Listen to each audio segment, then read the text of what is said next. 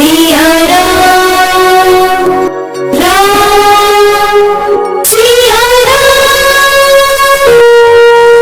मेरे प्यारे, फिर संसार में जितने व्रत होते हैं शिवरात्रि से बढ़कर के कोई व्रत है ही नहीं।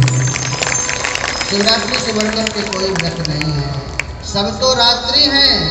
पर मेरे महादेव की शिव महारात्रि है। क्या है? शिव महारात्रि है, इसीलिए उसको कहते हैं शिवरात्रि। बोले शंकर भगवान की जय। तो कुबेर को मेरे महादेव ने अपना मित्र बना लिया। हे मेरे प्यारे, जब भगवान की हम आराधना करते हैं ना, प्रभु की जब हम अंतःकरण से सेवा करते हैं, तो भगवान हमें अपना सब कुछ बनाने के लिए तैयार है। तब ऋषियों ने प्रश्न किया, हे सूर्य जी महाराज, आप हमें बड़ी सुंदर सुंदर कथा सुना रहे हैं, लेकिन आप जो कह रहे थे कि एक बार नारद जी अपने पिता ब्रह्मा जी से महादेव की कथा को श्रवण किया, यह घटना कब घटी? यह घटना कब घटी है और कब यह कथा प्रारंभ हुई है? तब सूर्य जी महाराज कहते हैं, हे मैं शैल गुहा परम शोभा भवन में तत्राश्रमो महादिव्य नाना शोभा समन्वितः। सूर्य जी महाराज कहते हैं, ऋषियों, एक बार नारद जी जो है वह महादेव की माया में मोहित हो गए हैं। नारद जी महादेव की माया में मोहित हो गए थे। हाँ, तो हे नाथ, यह कथा हमें आप सुंदर विस्तार से सुनाइए। तब सूर्य जी महाराज जो है इस कथा को बड़े विस्तार से सुना रहे हैं। हिम गिरि गुहा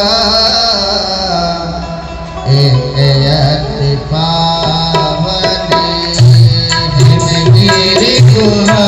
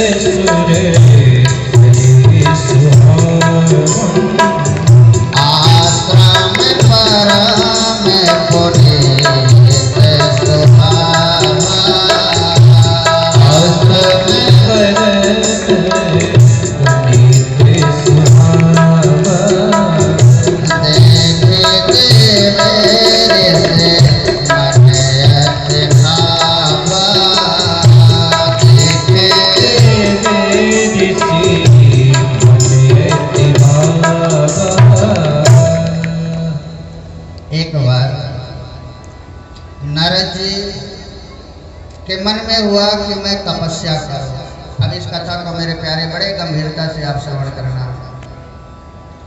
नारद जी के मन में हुआ कि मैं तपस्या करूं, और तपस्या करूं तो कहां जाऊं? तो नारद जी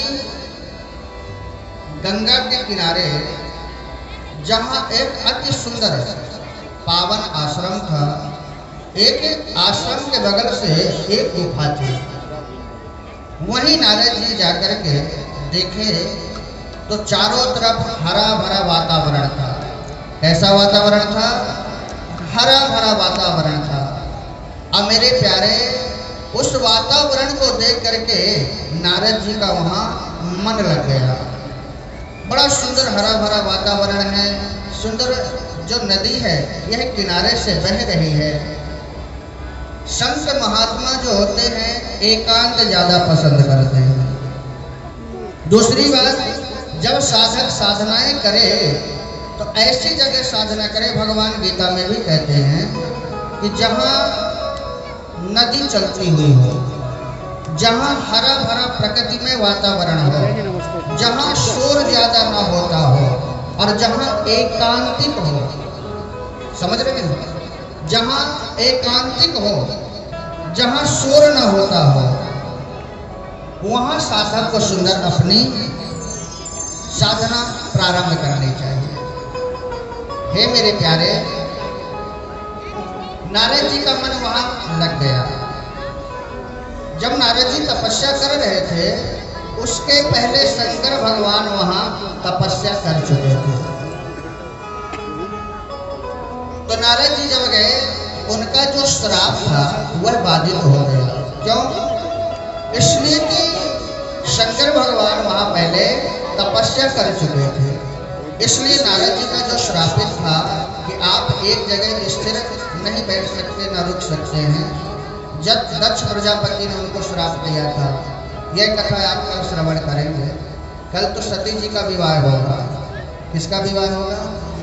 सती माता का। शिव महापुराण में बड़ी सुंदर सुंदर कथा है मेरे प्यारे। शिव महापुराण में पहले सती जी का जन्म बताया है, फिर वो कैसे बड़ी हो रही है, कैसे कैसे साधना की है महादेव को पाने के लिए, फिर उनका विवाह कैसे हुआ है, और सती जी के जो माता पिता हैं इनका जन्म कैसे हुआ है। यह शिव महापुराण में बड़ी सुंदर सुंदर कथाएं हैं। तो जो कल आप सुनोगे, और परसों तो मेरे महादेव का विवाह ही होगा। पार्वती के साथ में मेरे महादेव का विवाह होगा। अब विवाह तो देखने लायक होगा मेरे प्यारे। भूतवा नाचे दे दे सगरता, बाबा के मरियात चली। पर आज नहीं सुनाएंगे, परसों का इंतजार करना पड़ेगा। प्रेम से बोलो। तो नारद जी का वहाँ मन लग गया। जब नारद जी का मन लगा मेरे प्यारे, तो नारद जी तपस्या करने लगे। नारद जी तपस्या में मगन हो गए वहाँ, तो काम देवता आए। काम देवता नारद जी की तपस्या को देख करके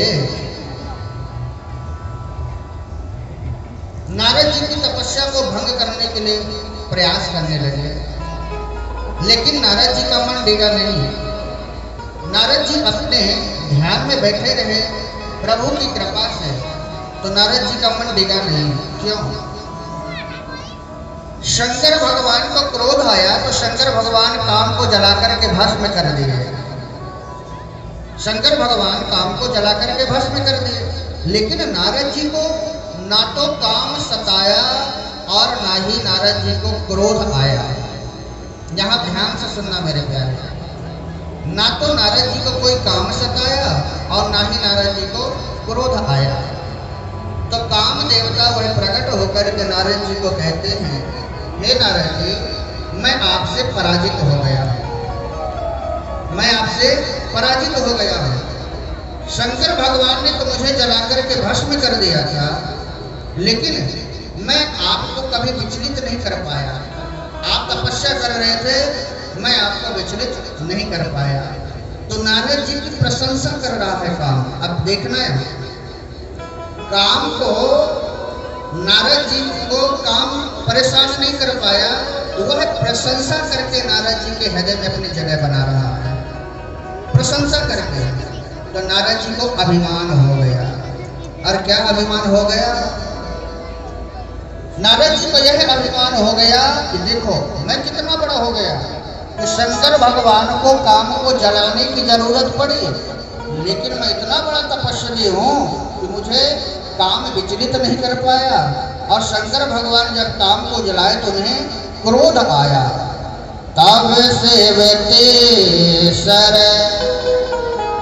नयन उभरा,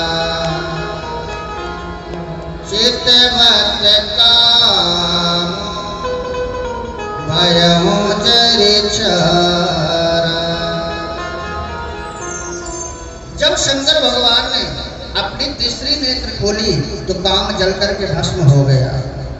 आप विचार करिए कि काम को जलाने के लिए शंकर भगवान को तीसरा नेत्र ही क्यों खोलना पड़ा। याद रखना मेरे प्यारे, काम का वास जो होता है वह आंखों में होता है। काम जब भी अपना प्रहार करता है तो आम व्यक्ति के अंदर बैठ करके आंखों से ही प्रहार करता है।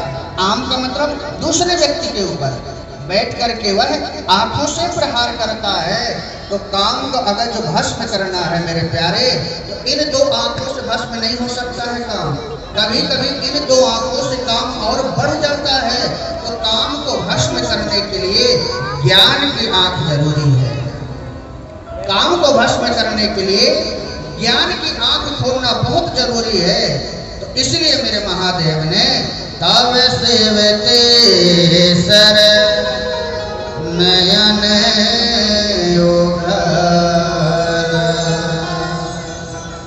तब भगवान तीसरा नेत्र खोले, यानी ज्ञान का नेत्र मेरे महादेव ने खोला है और काम को जला करके मेरे महादेव ने भस्म कर दिया है।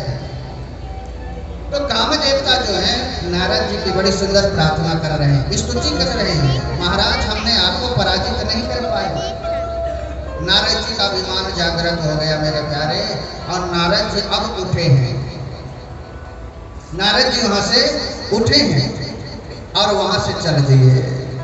तब नारद गवन से